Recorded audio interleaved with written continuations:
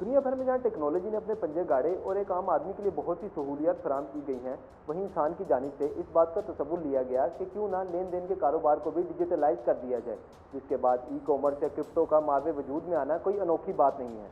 लेकिन यहाँ सबसे अहम बात यह है कि इस चीज़ को समझ लिया जाए कि क्रिप्टो है क्या। इस हवाले से मौशी माहिर डॉक्टर कैस असलम साहब क्या कहते हैं, आइए जानते हैं। पहली बात तो ये है कि ये एक्सपेरिमेंट टेक्निकली CIA ने उस ज़माने में किया था जब सोवियत यूनियन के साथ लड़ाई थी और इलीगल कारोबार करना था। मगर जब सोवियत यूनियन ख़त्म हो गया तो CIA ने भी छोड़ दिया ये। मगर वो जो हैकर्स हैं, जो डार्क वेब है जिसको हम ब्लैक इकोनॉमी कहते हैं, उन्होंने नहीं छोड़ा। तो कई 2013 से ये ज़्यादा ऑफिशियल हुई है, मगर उससे पहले भी आपका जितना भी टेररिज्म फाइनेंस इसके थ्रू होता था, आपका human smuggling, prostitution, gun smuggling, ये सारी ड्रग स्मगलिंग क्रिप्टो करेंसी के थ्रू ज़्यादा आसान था। मगर 2013 के बाद जैसे जैसे टेक्नोलॉजीज़ नई आई और ये इंटरनेट और ग्लोबलाइजेशन, तो हुकूमतों ने या कारोबारी लोगों ने इसको अपनाना शुरू किया। अब इसके दो मसले हैं। पाकिस्तान का पहले मैं बता दूं कि हमारे स्टेट बैंक ने इसके ऊपर कोई इस किस्म की वो नहीं दी हुई कि ना वो इसको इजाज़त देते हैं और ना ही इसको रोकते हैं, जो कर ले। मुझे ये पता है कि कई यंग लोग जो हैं वो इसमें पैसा बना रहे हैं। आज भी जो कोशिश ये हुई कि चाइना ने भी क्रिप्टो करेंसी निकालने की कोशिश की, अब शायद बंद कर दिया उन्होंने। फेसबुक ने भी क्रिप्टो करेंसी निकालने की कोशिश की, बिटकॉइन शायद जो ज़्यादा मशहूर हैं।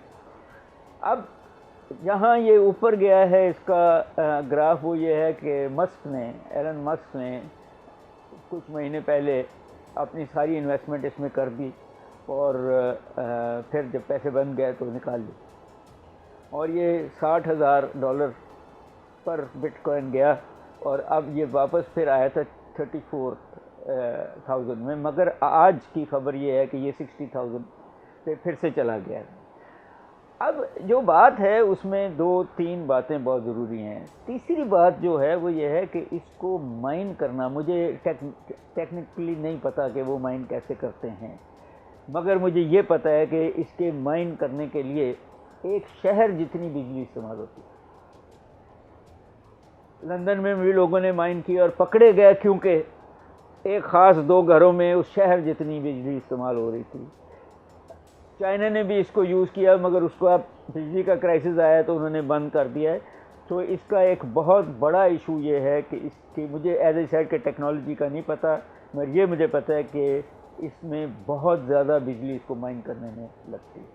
अब जब मैं दूसरी बात ये करने लगा हूँ कि जब तक central banks, state bank of Pakistan या अमेरिका का बैंक या चाइना का बैंक इसको तहफ़्फ़ुज़ नहीं देता, तो ये ज़्यादातर पैसे, ये ज़्यादातर इन्वेस्टमेंट हमेशा डार्क वेब में जाएंगे, स्मगलिंग में जाएंगे, जिसको FATF मना कर रही है। लेन देन का तस्वुर पुराने वक्तों से मिलता है। इस हवाले से बार्टर सिस्टम के जरिए लेन देन का काम किया जाता था।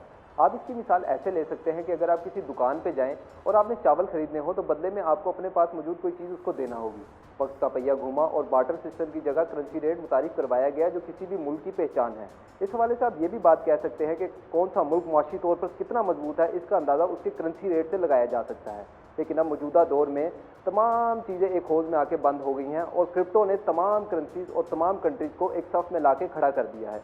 इस पर अभी भी बहुत से खदशात मौजूद हैं, लेकिन पाकिस्तान में कुछ ऐसे नौजवान हैं जो अभी भी क्रिप्टो का काम कर रहे हैं और इसमें ट्रेड कर रहे हैं। इन नौजवानों का क्या कहना है, आइए सुनते हैं।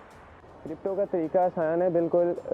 आपको कोई वेबसाइट से या कोई यूट्यूब वगैरह से ट्यूटोरियल देखें, 5-10 मिनट का होगा, उसमें आपको इजीली पता लग जाएगा कि विद इन 5 सेकेंड्स और with in 10 seconds you can invest in crypto through your bank debit card और P2P cell and bye orders. तो इसमें कोई इतना रॉकेट साइंस नहीं है, बिल्कुल इजीली एक आम सा बंदा भी कर सकता है अगर वो करना चाहे।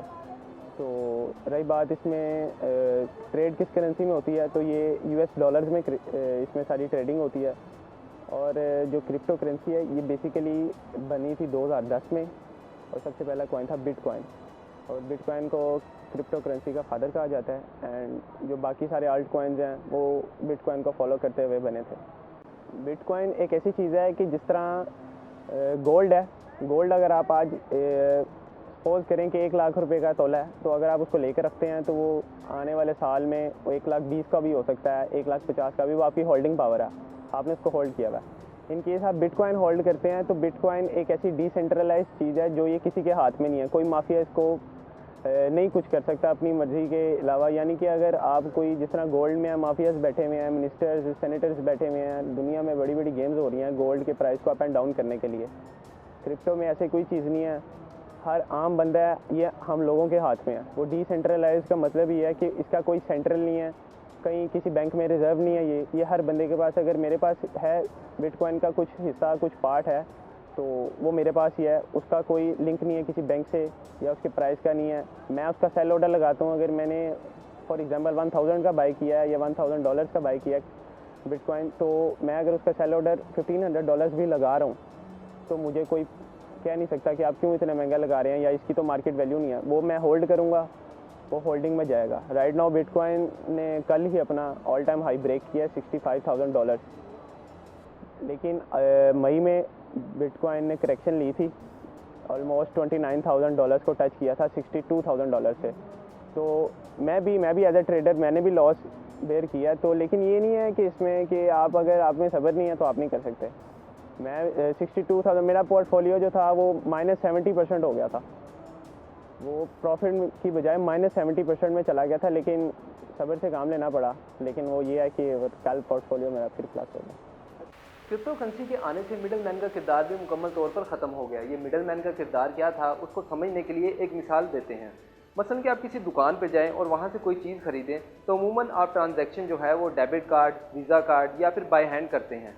इन तमाम सूरतों में किसी न किसी हुकूमत, किसी न किसी इदारे या किसी न किसी कंपनी का तासुर बीच में रहता है। लेकिन क्रिप्टो करेंसी के आने से ये ख़रीदार और बेचने वाले के दरमियान 1-to-1 ट्रांजैक्शन के तौर पर सामने आई है।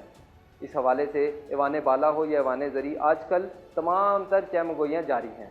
अब देखना यह है कि पाकिस्तान में क्रिप्टो करेंसी किस हद तक मुफीद साबित होती है। उम्मीद है कि हमारी आज की वीडियो आपके लिए मालूमाती साबित हुई होगी। अगली वीडियो तक के लिए दीजिए इजाज़त। अल्लाह हाफ़िज़।